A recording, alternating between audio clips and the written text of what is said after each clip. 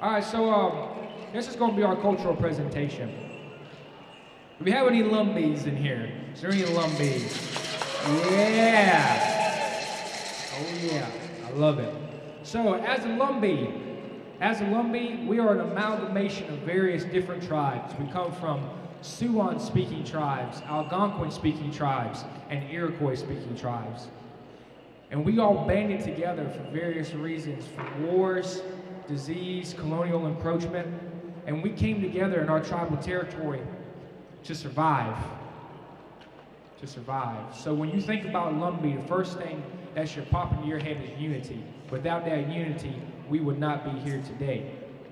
So our people agreed upon the name Lumbee, our connection to the river and to the swamps that kept us safe and kept us out of harm for such a long time. We agreed upon that name Lumbee to encompass those different tribes and all that awesome history that came and settled there. So Lumbee encompasses so many amazing, awesome things. And we're going to show you as much as we can the history and the culture and the songs and the dances that are connected to the Lumbee people. So, out of respect, we always start with our women first. Like most Eastern communities, we are a matrilineal society. That means we go through our mother's line, the keepers of the blood, the keepers of life. Our women run so much. Back in the day and today, I think a lot of the Lumbee women here would agree that they are in charge of their respective households. So, this is going to be a traditional seed planting dance. It ties back into the women's role of giving life. You're going to see them do a shuffling dance with their feet, and they're planting those seeds.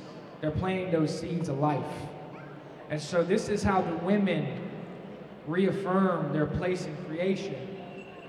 This is a great, great, great dance. It was done from North Carolina all the way up to the New York area and many different native communities. And so this is how the women really showcase their role as the life givers. And so I always tell them to have good thoughts in their heads. Always have good thoughts when they're planting these seeds and are representing this. Whenever we sing these songs and whenever we're presenting to you, just know that we always have good thoughts and we're really happy to be here in a good way. So we're going to sing these songs, and these ladies is going to do that shuffling dance for you, and you're going to see them tell that story of planting those seeds, of being those life bringers.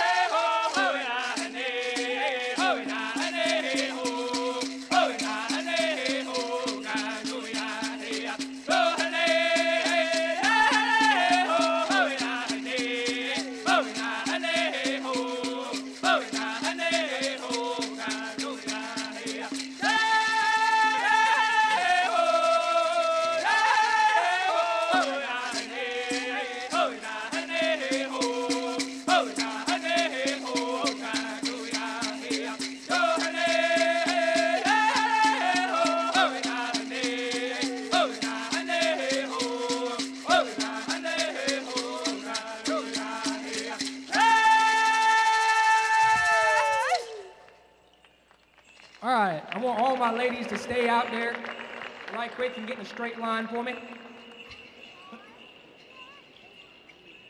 They walked off on me last time.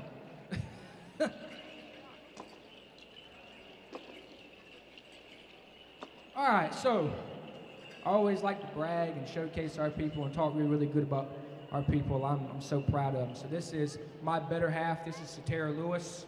She's been doing this for forever, you know, since she was born, comes from a really strong cultural family, and she travels everywhere with me, showcasing our people in such a fantastic way. Let's give her a round of applause. This is Stevie Lowery, known her since she was born. I'm really close friends with her mother, Norma Jean Locklear. A couple of y'all might know her. So she travels everywhere with us, showcasing our awesome culture. Let's give her a round of applause. This is Sienna. This is our Miss Nicaya, and this is a really important title to have. She actually goes out and represents all the indigenous youth of North Carolina, and she does a fantastic job of that, going out everywhere talking about how great our state is, how great our indigenous youth is. Let's give her a round of applause. This is Ciara Mullen. I've known her once again since she was born. She's been powwowing and going to socials and everything all of her life, singing, dancing, doing everything. So she's fantastic at what she does. She's part of our Boys and Girls Club. She's a great example of our indigenous youth that's growing on and is carrying on these traditions. Let's give her a round of applause. This is Taylor Mullen. This is her sister. And once again, she came up with it through the Boys and Girls Club, doing a fantastic job of showcasing our songs and dances and what it means to be a Lumbee. So let's give her a round of applause. This is Malia. This is Team Miss Lumbee. And she does a fantastic job representing our people as one of our ambassadors. She's a really talented singer. She has many different talents, represents our young indigenous youth in a fantastic way, a great role model for our young ladies growing up. This is Madison Davenport. This is our Miss Lumbee. And she is fantastic, has a lot of different talents, a great public speaker, or a great representative for our tribe, goes everywhere, does all kinds of things, really busy woman. Happy to have her up here for Lumbee Days to Washington, D.C.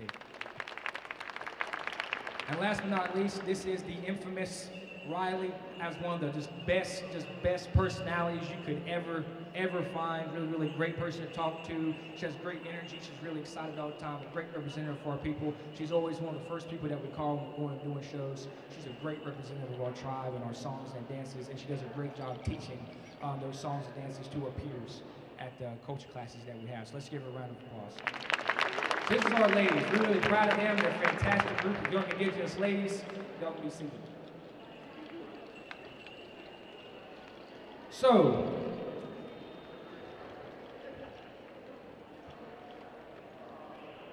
I'm going to call up here in just a moment Miss Madison Davenport, and she's actually going to talk about the Lumbee pinecone patchwork dress. You saw a couple of different outfits out there. You saw our young ladies wearing that old style outfit with the long shirt and the wrap skirt. That's old style. That was after contact that our people were wearing here on the East Coast. And see, then our people actually got this dress and formed this dress, the Lumbee pinecone patchwork dress, that all of our ambassadors and our people used to represent us specifically and uniquely as Lumbee people. And so Madison Davenport is our Miss Lumbee, and so she is going to come now and explain the history of the pinecone patchwork dress. Thank you.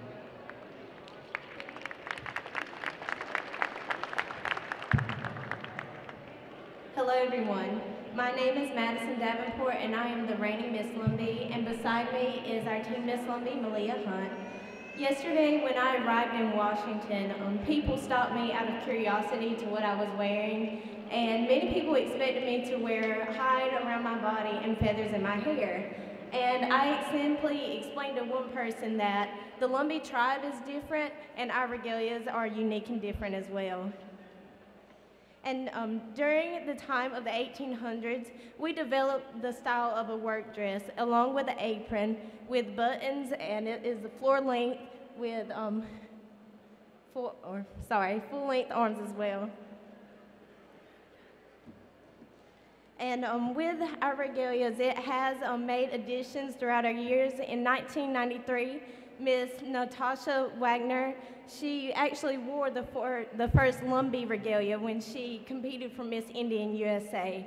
And with the love and support of Miss Cat Littleturtle and Mr. Hayes Allen Locklear, we created this work dress into a beautiful royalty dress. And we do have the Lumbee pinecone patchwork on our chest, which symbolizes the people of the pines, because if you were to flip over the bottom of a pinecone, you will see this pattern. But as you can see, our regalias now are a little bit more than a pinecone patchwork, a work dress, and an apron.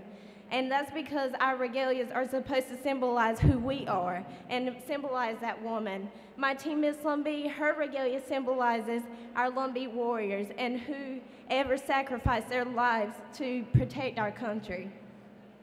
And my regalia talks about the pine trees and the Lumber River, and my colors also symbolize the Lumbee land. And it is my next goal as Miss Lumbee to make our dresses more like work dresses, to keep them simple, because the Lumbee women are not beautiful because of the dresses we wear. We're beautiful because we carry the ferocious tenacity of our Lumbee ancestors and women. Thank you.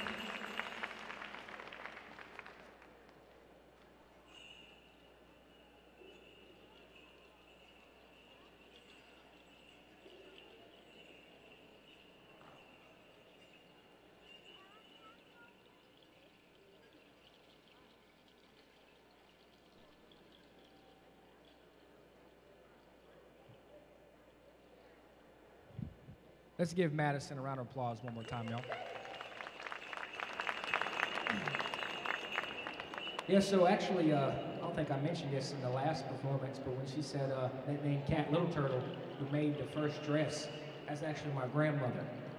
So I'm Nicaya Littleturtle, and that's my grandmother, Cat Littleturtle. She was the seamstress that made it. So definitely the Lumbee pinecone patchwork dress is really important to all of our people, and really especially important to my family and our connection to it. So next, we're going to bring up our men who's going to showcase the war dance. I really think y'all's going to like this.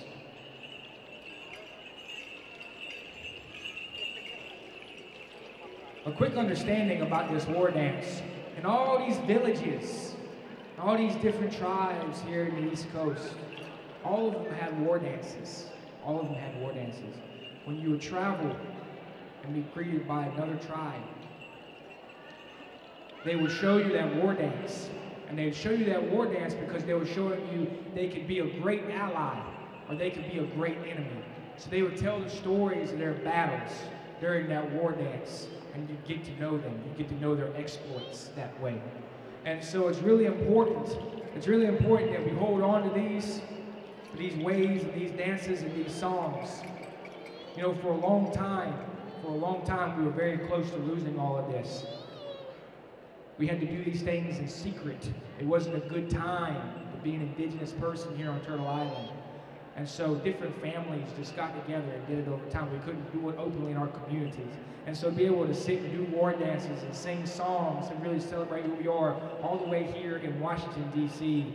really shows how far that the indigenous people have been able to come. And so it's a great humbling experience for all of us. And so to be able to showcase this old style war dance is awesome. So these guys is pros in this. They've been doing it for a while now. They're going to go out here and tell their story. So when you think about old style dancing, the kind of dancing that our people did long time ago, this is that style.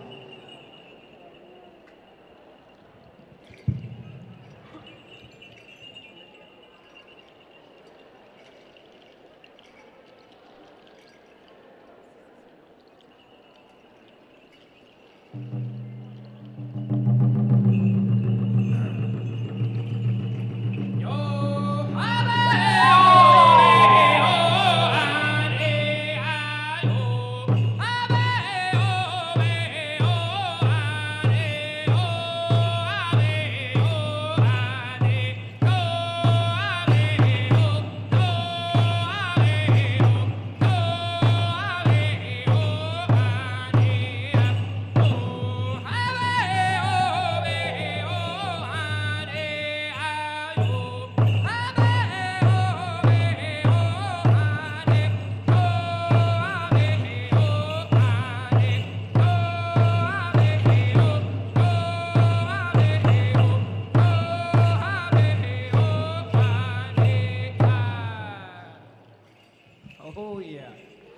yeah.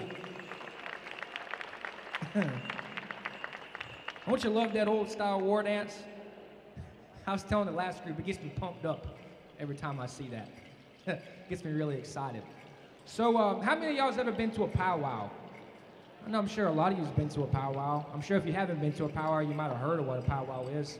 And powwows are these huge intertribal celebrations that happen all over Turtle Island where tribes that could come and showcase their songs and dances. It's a beautiful, beautiful thing. But we wanted to be able to showcase ourselves as Woodland people, as Woodland natives out in the powwow arena. And so Eastern Woodland started happening. A lot of our different Woodland people started reclaiming and revitalizing their outfits and their headdresses and going out and telling their story again for the world to see. I always like to say, you know, the Eastern people were never conquered. We just stayed where we were at. We were never conquered. We never left. And so we're survivors. We're survivors. So to be able to, like I say, come and continue to showcase this, it shows our strong survival. So this dance is something that we can do out in the powwows across Turtle Island now and be able to dance with other tribes, but still be able to showcase us as Woodland people. So it's something that we're very, very proud of. And now they're going to showcase for you the Eastern Woodland Dance.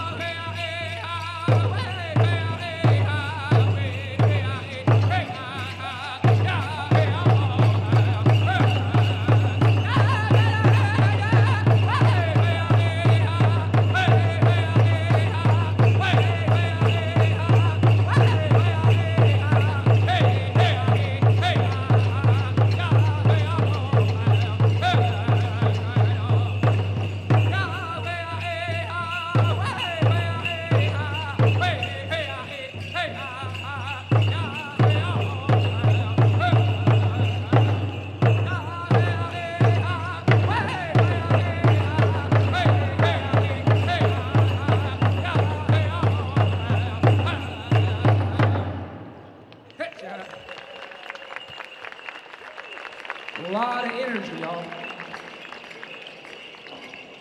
A lot of energy. So we're going to give John a second to catch his breath. My big brother.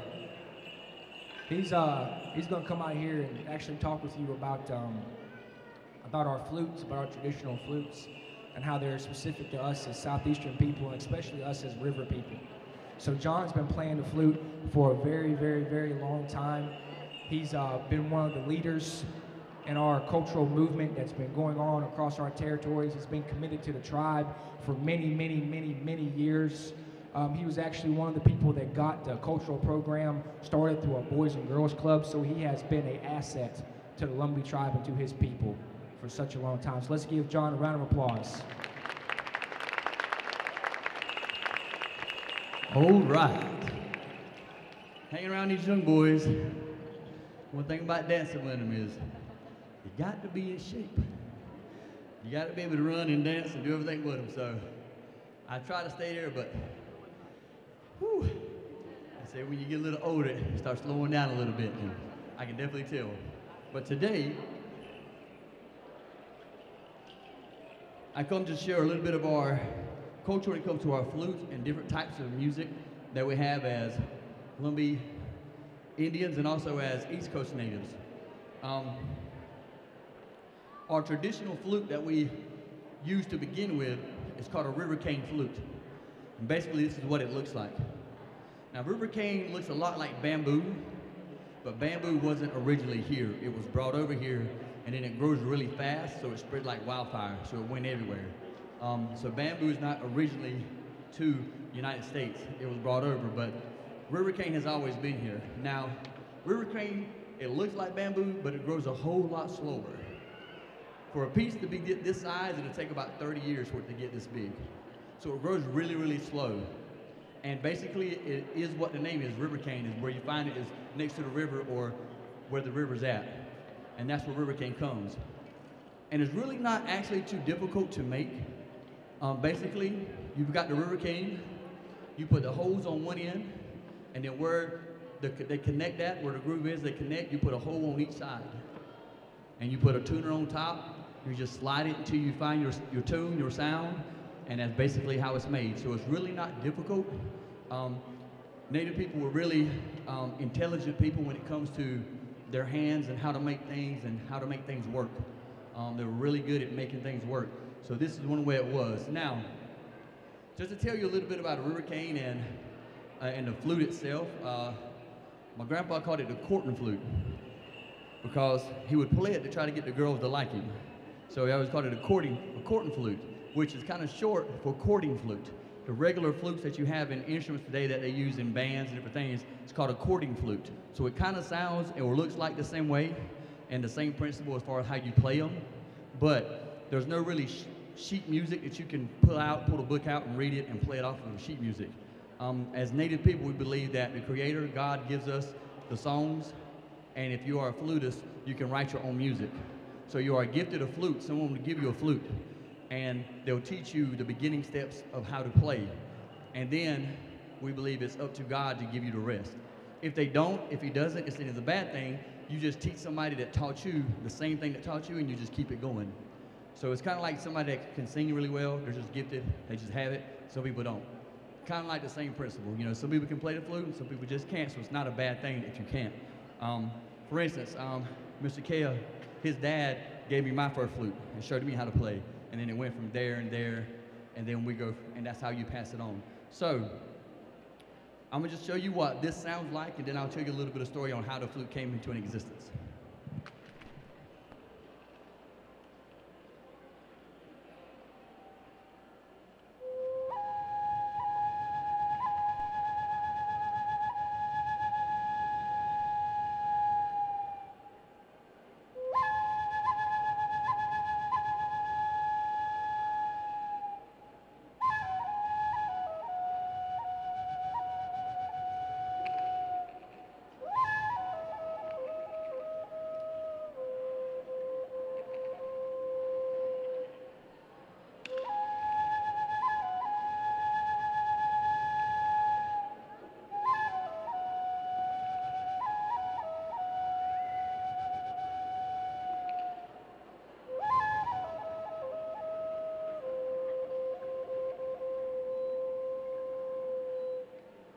And that's basically just a little on how the flute sounds. And the smaller the flute is, the higher pitch it sounds. And I have a couple other ones that's going to show you how it goes from being really high pitch to really low pitch on how the flutes are made. Now, the flute story that our people like to tell is the old legend that a lot of people tell when we tell kids and how the flute came into existence. And it's basically a love story. And basically what happened is there's a young man in a village really liked this girl, and he was trying to find a way to get her to notice him. Now, amongst our people, there's a lot of Lumbee people. We have roughly around 55,000 Lumbees residing in North Carolina.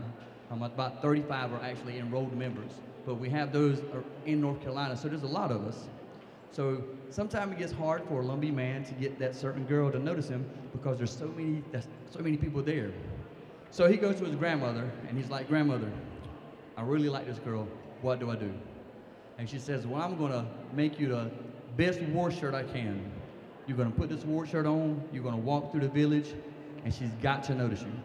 So his war shirt he put on, he had fringe on it, it had all the right colors, it looked really good. He had just become a warrior, so he had his new shirt on, so everybody was congratulating him. "Good job, you look good, you look good." He sees the girl coming. He walks directly towards her, and guess what happens? Typically woman, she turns and goes the other way. Just didn't even notice him, just went the other way. So he's like, "I know, I'm gonna go see my uncle. My uncle can tell me, he's a ladies' man, he can tell me what to do." So he goes to the uncle says, "All right, this is what we're gonna do. I'm gonna put you on the fastest horse we got in the village, and you're gonna ride through the middle of the village as fast as you can. She's got to notice you then." He's like, "All right, I'll do it." Hesitant, even though he was hesitant to do that, he still done it. Got on the horse, cut out through the village. People diving out the way, baskets flying, people falling down, just dust everywhere, and he's riding. She sees him, and all she sees is dust and people moving. What does she do?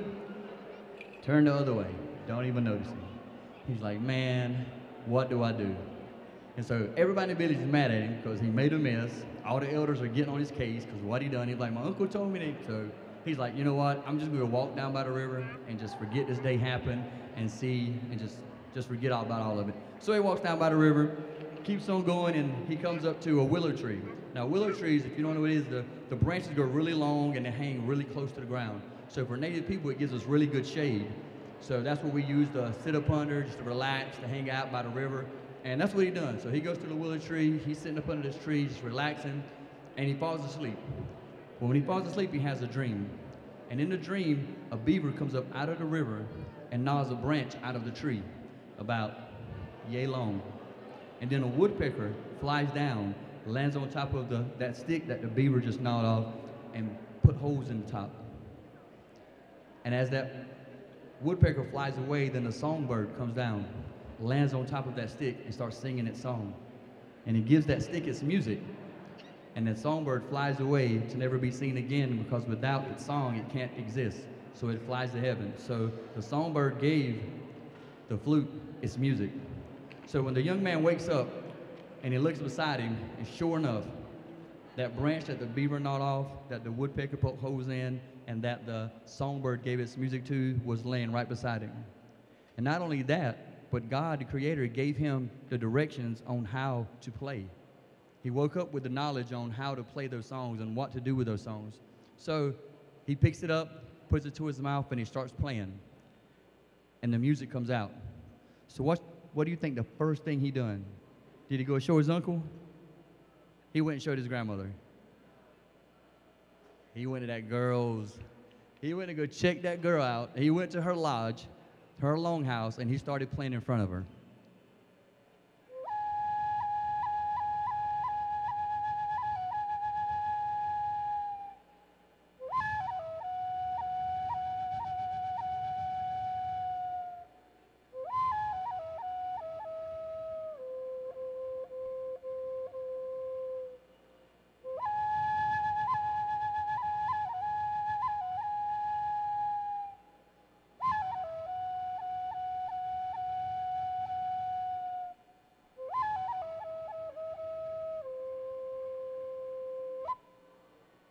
And that is the story on how the flute came into existence, an old legend that we tell our kids on how this flute came about.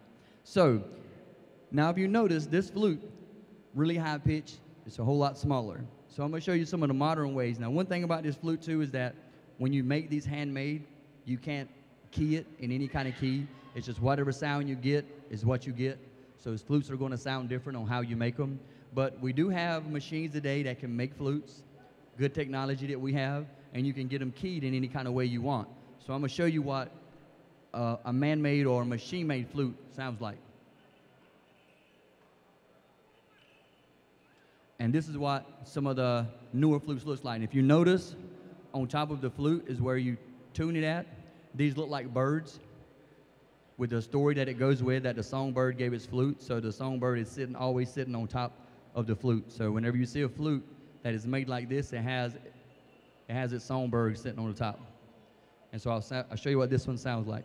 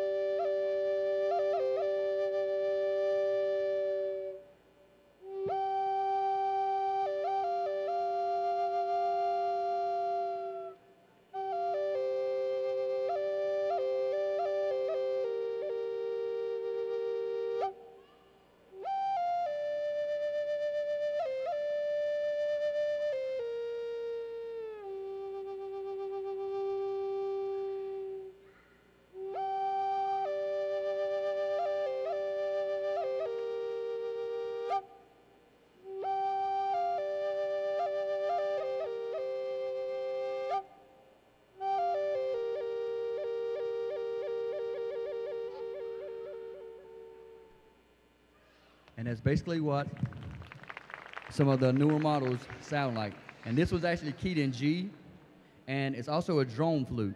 So if you noticed, I had one continuing sound playing while the other side harmonized with it. So this one actually harmonizes with each other.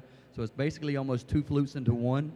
And that's where you hear the harmonizing. So you heard that really high pitch, and then you heard about medium waves, and now, or about medium, and then I'll show you let you hear the deep sound.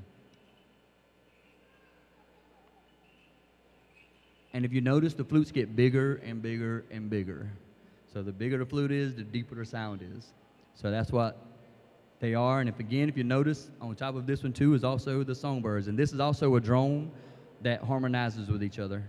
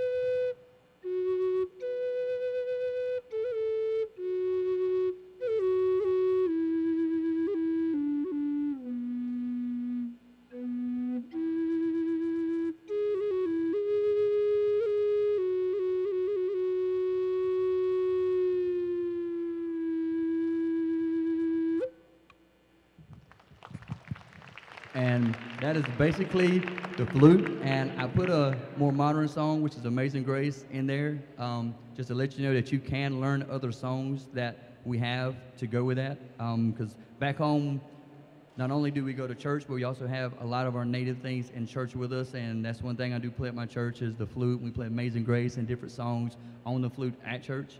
Because with us, Christianity is part of our culture, part of who we are now, because we end up adopting it into our livelihood, into our life. So that's one big part of my life and who we are as Native people. So I always want to promote God in any kind of way I do, in anything that I do. So that's one way that I do that.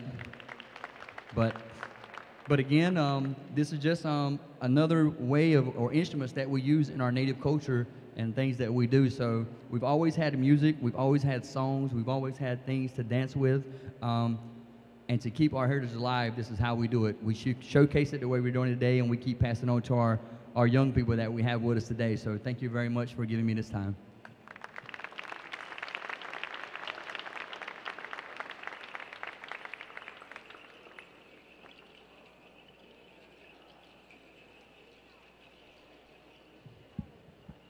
All right, right quick, I want to get all my guys to come up here in a straight line for me.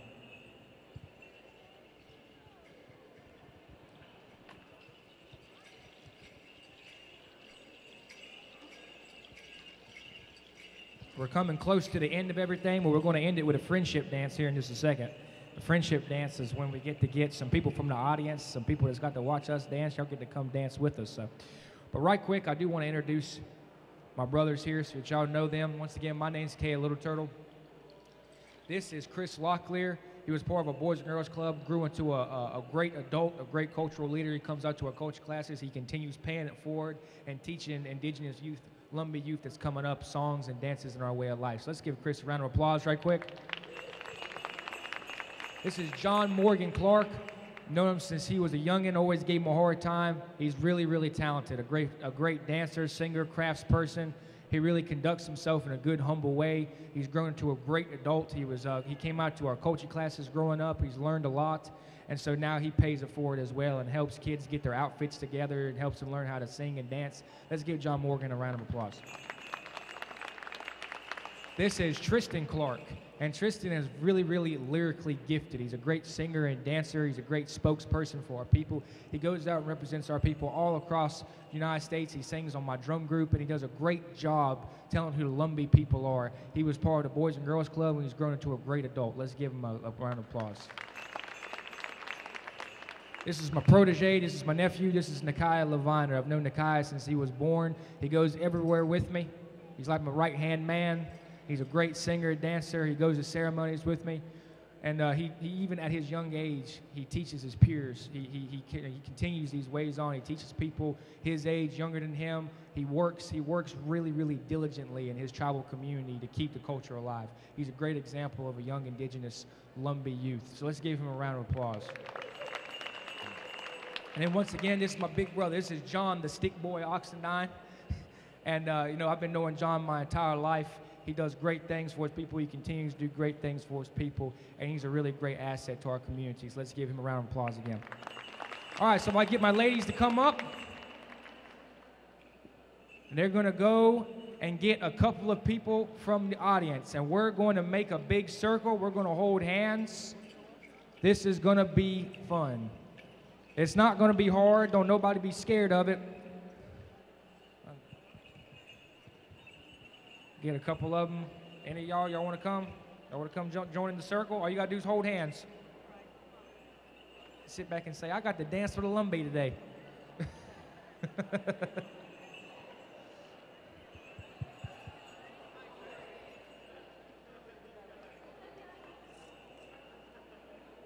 All right, y'all make a circle. I'll make a big circle and hold hands.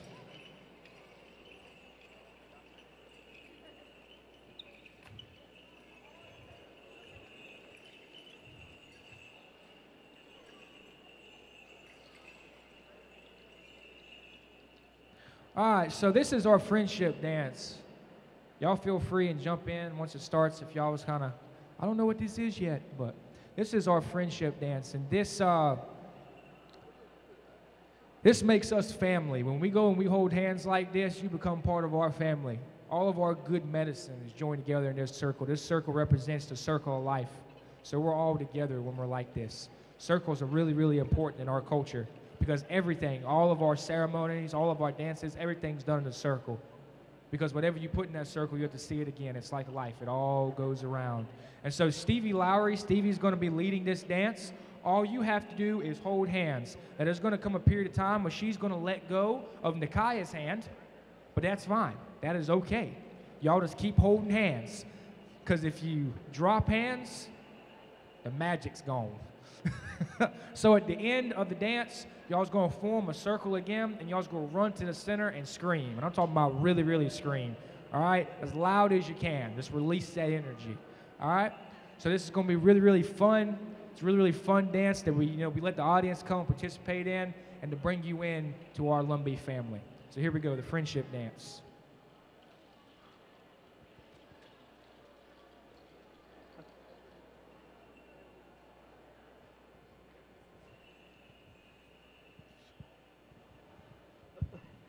All right. Give me just a little drink of water and I'll be ready to go.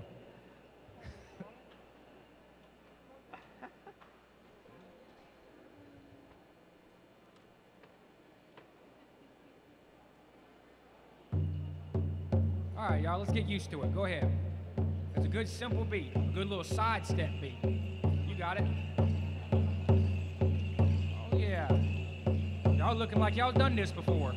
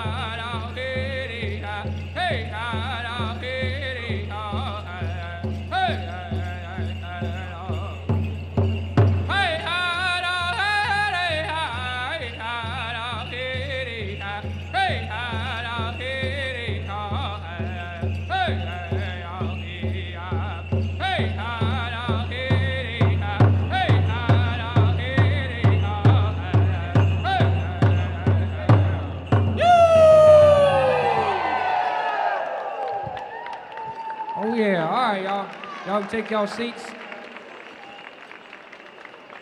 All right, so that concludes